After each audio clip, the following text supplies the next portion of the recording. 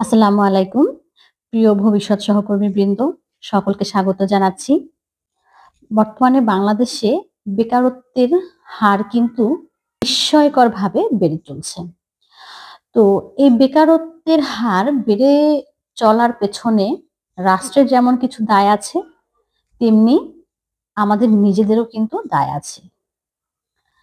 আর বেকারত্বের যে বিভিন্ন ধরনের বা ধরনগুলো আছে, সেগুলোর মধ্যে disguised unemployment অর্থনীতির ভাষায় যেটাকে বলে disguised unemployment বা ছদ্মবেশী বেকার বা ইচ্ছাকৃত বেকার, এটার সংখ্যাটা কিন্তু অনেক।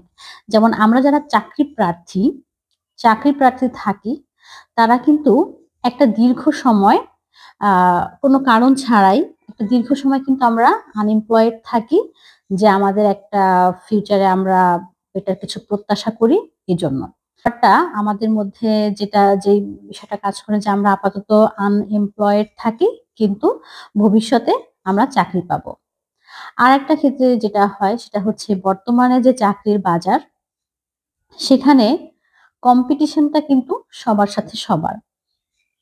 যেমন আমরা যারা বিসিএস পরীক্ষার্থী কিংবা আমরা বিভিন্ন ব্যাংকের পরীক্ষার্থী, সেখানে কিন্তু কম্পিটিশনটা ওপেন। সেখানে আপনি একজন বিশ্ববিদ্যালয় পড়ুয়া বা কলেজ পড়ুয়া একজন ছাত্র হিসেবে যেমন আপনি এপ্লাই করার সুযোগ পাচ্ছেন, তেমনি সেখানে কিন্তু বুয়েট, মেডিকেল আ থেকে পাস করা ছাত্ররাও কিন্তু সেখানে কম্পিটিশন করার সুযোগ আছে। একটা ওপেন ফিল্ড এখানে, হ্যাঁ? আর এই ওপেন ফিল্ড হওয়াতে যেটা হয় যে তারা তো আসলে ছোট থেকেই দেখা যায় যে আমাদের চেয়ে একটু আ বেশি ভালো হয়ে থাকে বা তাদের পড়াশোনা করার আ পরিধিটা একটু বেশি থাকে, যে কারণে দেখা যায় যে তারা কিন্তু এই প্রতিযোগিতায় এগিয়ে থাকে।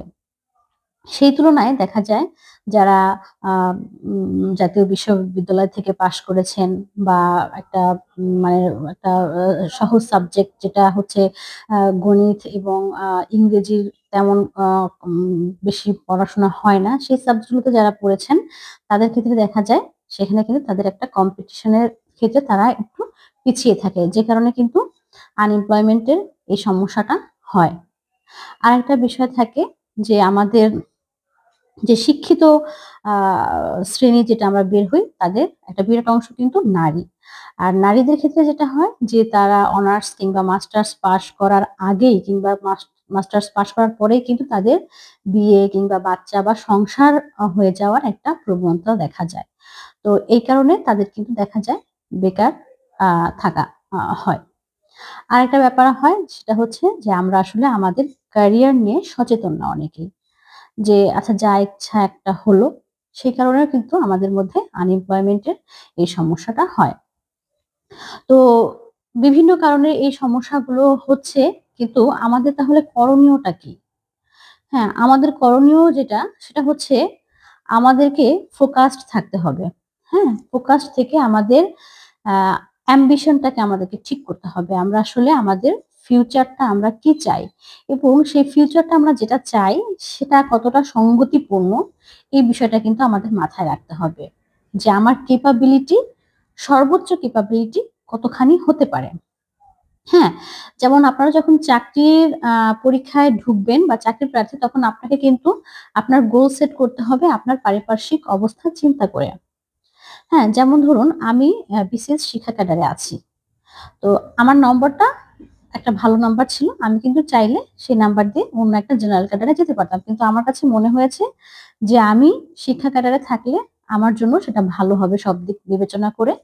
তো এই যে ডিসিশনটা নেয়া, আমরা কিন্তু এই ডিসিশনটা আগে নেই না। আমরা জাস্ট পাস করার পরেই আমরা আ চাকরির পরীক্ষায় নেমে যাই। সেটা আমার জন্য কতখানি ভালো বা আমি কতখানি পারবো এগোতে। আবার দেখা যায় অনেকেই আছে যে ৪ বার ৫ বার প্রিলিমিনারি পাস করছে, লিখিত পাস করছে না, ভাইবা দিচ্ছে, চাকরি হচ্ছে না। তো আসলে তাদের সমস্যাটা কোথায়? এই জিনিসটা তার ক্যাপাসিটি বা তার পারিপার্শ্বিক অবস্থা, ফিন্যান্সিয়াল কিছু ব্যাপারও থাকে যে এইগুলো কি আসলে তাকে চাকরির পরীক্ষার মানে শেষ পর্যন্ত তার এই রেজাল্টটা কি হবে সেই জিনিসটা কিন্তু তাকে বুঝতে হবে। আরেকটা বিষয় আছে আমাদের মধ্যে যে একটা বড় রকমের একটা ভুল ধারণা আছে যে আসলে আ একটা কোনো একটা বিশেষ ক্যাডারে গেলে বা বিসিএস ক্যাডার হলে বা ব্যাংকার হলে যে আসলে আমাদের লাইফটা সবচেয়ে বেশি সিকিউর হবে। এই ধরনের একটা ভুল ধারণা নিয়ে আমরা কিন্তু আ চলি। তো দেখা যায় সে কারণে কিন্তু আমাদের মধ্যে অনেক সময় হতাশাটা কাজ করে। দেখুন, আ আপনি যখন উন্নত কোনো একটা দেশের দিকে তাকাবেন, সেখানে কিন্তু এরকম সরকারি চাকরির প্রতি এতটা হাইপ নেই। সেখানে দেখা যায় স্টুডেন্ট কালীন সময়ে যখন ছাত্র জীবনে থাকে কোনো একজন স্টুডেন্ট, সে কিন্তু দেখা যায় যে রেস্টুরেন্টে কাজ করছে, অন্য বিভিন্ন আ আইসিটি রিলেটেড কাজ করছে। তো আমাদের দেশেও এখন কিন্তু অনেকেই এরকম ফ্রিল্যান্সিং এর কাজ করছে বা যার যেটাতে অভিজ্ঞতা আছে সেটা শুরু হয়েছে। বাট সেটা দেখা গিয়েছে যে খুব রুট লেভেলে শুরু হয়নি। আমাদের মধ্যে দেখা যায় আমরা এসএসসি পাস করেছি বা ইন্টারমিডিয়েট পাস করেছি। আমরা কোনো আ মানে যেটাতে একটু কম মজুরি বা যে কাজটাকে কিছু কাজকে সামাজিকভাবে আমরা হীন মনে করি, সেই কাজগুলো আমরা করতে চাই না। তো এই যে ধারণাগুলো, এই ধারণাগুলো চেঞ্জ করতে হবে। যেমন ধরুন আমার শ্বশুরবাড়িতে মানে আমি নিজেও কিন্তু আমরা নিজেরাও কিন্তু যারা আমরা শিক্ষিত সমাজ সেটা কিন্তু আমরাও কিন্তু করছি। যেমন আমার শ্বশুরবাড়িতে যে মোটামুটি একটা ভালো পরিমাণ জমি-জমা আছে, সেটা নিয়ে যদি আমরা হাসব্যান্ড ওয়াইফ যদি প্ল্যান করতাম, তাহলে কিন্তু আমরা দুজন সরকারি চাকরি করে আমাদের যেই ইনকামটা হয়, তার চেয়ে আমরা আ কয়েক গুণ বেশি ইনকাম কিন্তু আমরা খুব সহজেই করতে পারতাম। কিন্তু আমাদের কাছে সেই এগ্রিকালচারাল পেশাটাকে আ ততটা সম্মানজনক মনে হয়নি বলে কিন্তু আমরা এই দিকটাতে এসেছি এবং আমরা এখনো কিন্তু সেটা বোঝার পরেও চাকরিটা ছেড়ে দিয়ে কিন্তু আমরা সেখানে যেতে পারছি না।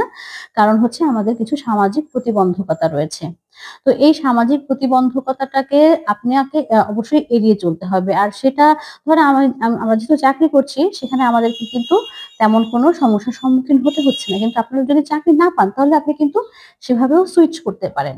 তো আমাদের মধ্যে কিন্তু এই সুইচ করার যে প্রবণতাটা, এই প্রবণতাটাকে আনতে হবে। নিজেদের মধ্যে ধারণ করতে হবে যে কোন কাজই আসলে ছোট না।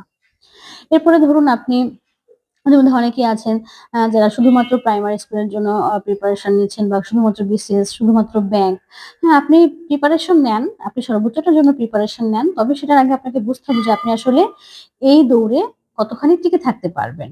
যদি টিকে থাকতে পারেন তো পারলেন। না হলে আপনি আ সরকারি চাকরি না হলে আপনি একটা প্রাইভেট চাকরি করেন। এখানে কোনো আসলে হতাশার কোনো কিছু নেই। হ্যাঁ? আমরা তারপরে হচ্ছে সেটা হচ্ছে আপনি চেষ্টা করেন। আপনি ১ বছর, ২ বছর, ৩ বছর চেষ্টা করেন। যতক্ষণ পর্যন্ত আপনার সময় আছে আপনি চেষ্টা করেন। এরপরে যদি না হয় সেখানেও হতাশার কোনো কিছু নেই আসলে। আপনি কিন্তু চাইলেই আ যেকোনো জায়গায় সুইচ করতে পারেন। আরেকটা বিষয় হচ্ছে আল্লাহ তাআলা কিন্তু আমাদের রিজিকের ব্যবস্থাটা করে দিচ্ছেন। যেহেতু রিজিকের ব্যবস্থা করে দিচ্ছেন, আর আমাদের চেষ্টা করার সুযোগও দিয়ে দিয়েছেন। তো আপনার যদি চেষ্টা করার সেই যোগ্যতাটা থাকে, সেই আ উম পরিমাণ ক্যাপাবিলিটি আপনার থাকে তাহলে কিন্তু অবশ্যই আপনি চেষ্টা করবেন এবং চেষ্টা করতে যখন আপনি দেখবেন যে না আপনার মধ্যে সেই পরিমাণ চেষ্টা করার মতো আ সামর্থ্য আছে তাহলে আপনি চেষ্টা করে আপনি আপনার লক্ষ্যে বা আপনি আপনার গোলে পৌঁছে যাবেন। তো আপনাদের মধ্যে অনেকেই আ এই সরকারি চাকরি এবং বেসরকারি চাকরি বা অন্য কিছু এগুলার সুবিধা অসুবিধার কথা চিন্তা করে। দেখেন সরকারি চাকরি তো অবশ্যই একটা সেফ একটা জায়গা। এখানে আপনি মোটামুটি আপনার লাইফের পুরোটা সময় আপনি মোটামুটি সেফটি জোনে থাকবেন যে আপনার কম ইনকাম হলেও আপনি একটা নির্দিষ্ট পরিমাণ ইনকাম কিন্তু আপনার সবসময় ফিক্স থাকে। যে কারণে মানুষ সরকারি চাকরির প্রতি একটা মানুষের ঝোঁক আছে। তাছাড়া এখন ইদানিং মানুষের মধ্যে যে প্রবণতাটা তৈরি হয়েছে সেটা হচ্ছে পাওয়ার প্র্যাকটিস এর প্রবণতা। তো পাওয়ার প্র্যাকটিস এর প্রবণতার থেকে যদি আপনি একটা চাকরি করতে যান, তাহলে আমি বলব যে আপনারা আসলে ভুল ধারণার মধ্যে বসবাস করছেন। আপনারা হয়তো পত্র-পত্রিকায় কিংবা কিছু হাইপ দেখে মনে করেন যে আসলে যে একটা ধরুন একজন পুলিশ ক্যাডার তার হয়তোবা অনেক পাওয়ার। একজন ম্যাজিস্ট্রেট যিনি তার হয়তো এতটাই পাওয়ার যে সে সবকিছু করে ফেলতে পারে। আসলে কিন্তু আ বাস্তবতাটা খুব ভিন্ন। প্রত্যেকের জায়গায় অনেক বেশি obstacles আছে এবং তারা নিয়মের বাইরে কেউই কিছু করতে পারে না। যারা নিয়মের বাইরে কোনো কিছু করে ফেলে তারা দেখা যায় যে একটা সাময়িক সময়ের জন্য হয়তো আপনার হাইপ পাচ্ছে কিন্তু আল্টিমেটলি তাদের কিন্তু গোলটা আ আসলে ভালো হয় না। তো সে কারণে আমি আপনাদের সাথে এই কথাটা বলতে চাই যে আপনারা আ যে যার অবস্থান থেকে আপনাদের যতখানি আপনারা চেষ্টা করার মতো আপনাদের সুযোগ সামর্থ্য আছে, ততখানি চেষ্টা করে আপনারা আপনাদের যে বেকারত্বের যে অভিশাপ আছে সেটি দূর করার চেষ্টা করুন। হ্যাঁ, সেখানে আপনাকে অবশ্যই আ আ আপনি বেস্ট প্ল্যানটা করবেন। আপনার যদি বেস্ট প্ল্যানটা না হয়, আপনি গুড প্ল্যানটা নিয়ে সন্তুষ্ট থাকুন বা গুডের কাছাকাছি যে প্ল্যানটা আপনার জন্য আল্লাহ করে রেখেছেন এবং আপনার যে সাধ্যে আপনি পেরেছেন সেটা নিয়ে আপনি সন্তুষ্ট থাকুন। সর্বোপরি আমাদের জীবনে আসলে চাকরির চেয়ে আমাদের জীবনটা কতটা সুখী এই জিনিসটা কিন্তু বেশি ইম্পোর্টেন্ট। হ্যাঁ? আপনি আ অনেক বেশি সম্পদ, অনেক বেশি ক্ষমতা এবং অনেক বেশি উম আ প্রতাপ প্রতিপত্তির মধ্যে দিয়েও আপনি হয়তো সুখী হতে নাও পারেন। যদি আপনার সেই মানসিক শান্তিটা না থাকে। আবার কিন্তু আপনি অল্প টাকার মধ্যেও সেই মানসিক শান্তিটা নিয়ে বসবাস করতে পারেন।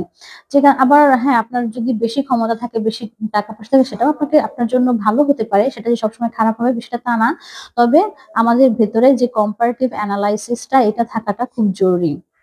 হ্যাঁ, আমাদের নিজেদের যে অবস্থানটা আপনি অ্যাচিভ করতে পারেননি, সেই অবস্থানটা নিয়ে আসলে হতাশ হওয়ার কোনো কিছু নেই।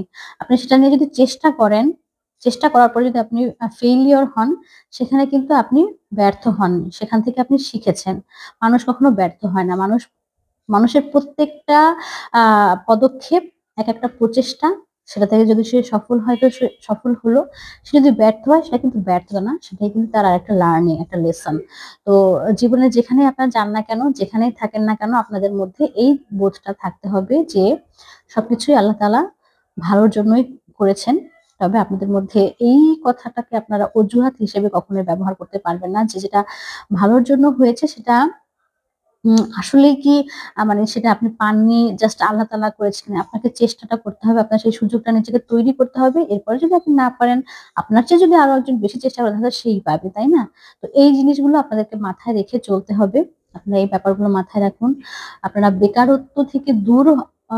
বেকারত্ব থেকে নিজেদেরকে মুক্ত করার চেষ্টা করুন।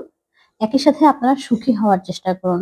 সুখী হওয়ার চেষ্টা করা বা নিজের যে অবস্থানে আছে আমাদের প্রত্যেকের জীবনে এমন কিছু এলিমেন্টস আছে যেটা নিয়ে আমরা স্যাটিসফাইড থাকতে পারি। আবার কিছু এলিমেন্টস থাকে যেটা নিয়ে আমাদের দুঃখ করার আরও সুযোগ আছে। তো আপনি বেছে নেবেন যে আপনি কি বিলাপ করবেন নাকি আপনি হাসিমুখে আলহামদুলিল্লাহ বলবেন। আমি চাই আপনারা সবাই আপনাদের নিজ অবস্থান থেকে নিজেকে সুখী মনে করেন, নিজেকে স্বাচ্ছন্দ্যময় মনে করেন। সবাই আল্লাহর কাছে শুকরগুজার করেন। আলহামদুলিল্লাহ বলেন। সবার কাছ থেকে আ আজকের মতো এখানেই বিদায় নিচ্ছি। আ এরপরে আমি আরো অনেক বিষয় নিয়ে আপনাদের সাথে কথা বলব। আপনাদের চাকরি পাওয়ার পথটাকে যাতে কিছুটা হলেও আমি ইজি করতে পারি। সে বিষয় নিয়ে আরো অনেক বেশি কথা বলব। সবাই ভালো থাকবেন। আল্লাহ হাফেজ। আসসালামু আলাইকুম।